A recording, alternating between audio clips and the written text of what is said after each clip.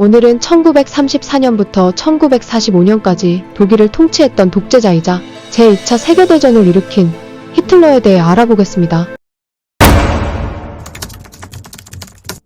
시청하시기 전 구독과 좋아요는 영상 제작에 큰 힘이 됩니다. 히틀러는 막강한 권력으로 최고의 독일을 만들겠다며 온갖 전범을 일으켰던 정치인이었습니다. 하지만 과거 권력을 잡기 전까지 히틀러는 별 볼일 없던 인물이었죠. 아돌프 히틀러는 1889년 4월 20일 오스트리아 국경지대의 소도시 브라우나우에서 태어났습니다.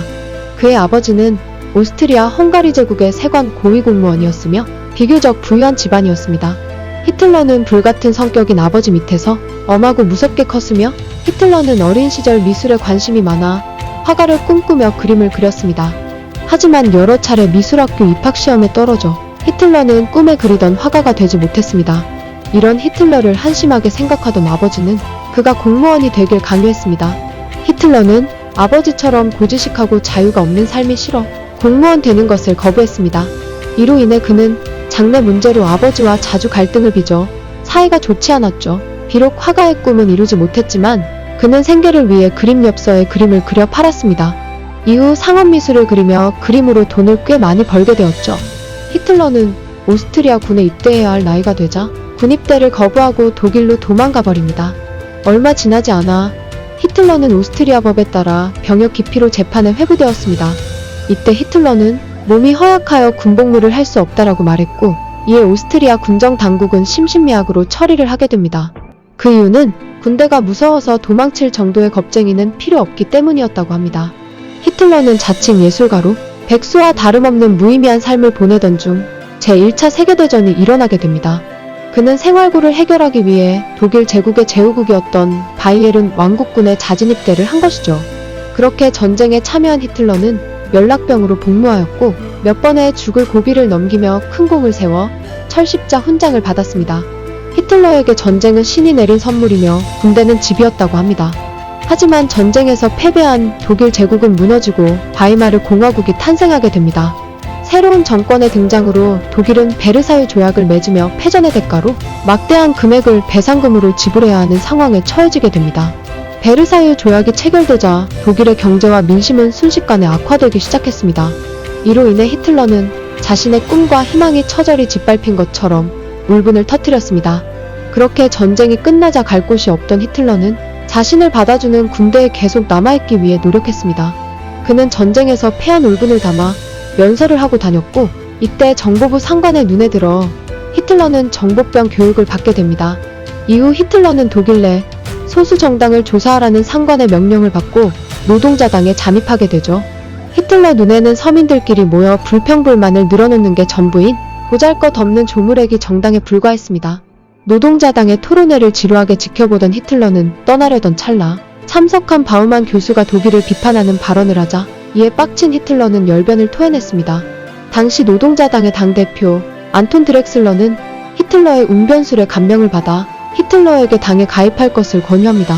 히틀러는 상관의 명령을 잊고 노동자당의 55번째 당원이 됩니다. 이후 정치인으로 활동에 나선 히틀러는 연설을 하고 돌아다니기 시작했고 그는 선전-선동 능력을 발휘하여 나치당의 세력을 점점 키워나가기 시작합니다.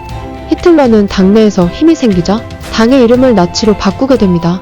그리고 당대표인 안톤 드렉슬러를 끌어내리고 히틀러는 나치당의 당대표가 되었습니다.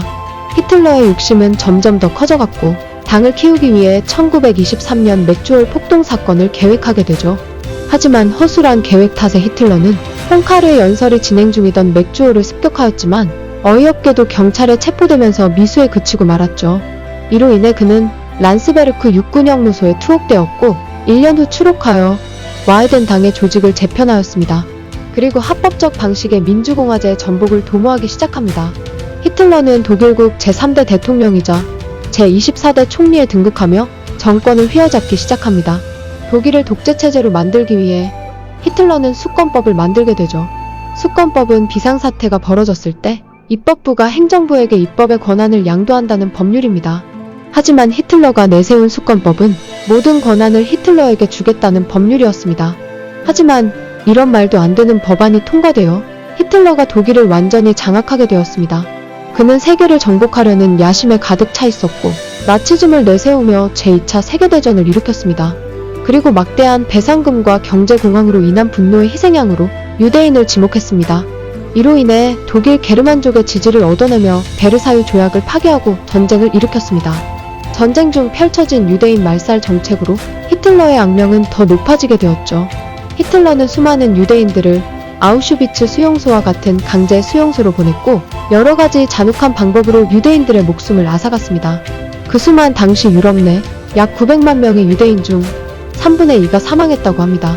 이렇게 전세를 확장하던 히틀러의 나치 독일은 갑자기 불가침 조약을 깨고 동맹국이었던 소련을 배신합니다.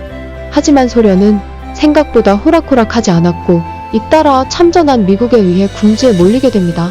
결국 히틀러는 1945년 소련군에게 포위된 베를린 지하벙커에서 더 이상 도망칠 곳이 없어지자 스스로 목숨을 끊었습니다. 수백만 명의 유대인들을 학살했던 인류 역사상 최악의 독재자 아돌프 히틀러. 그의 유골은 불에 태워져 재가 되고 말았습니다.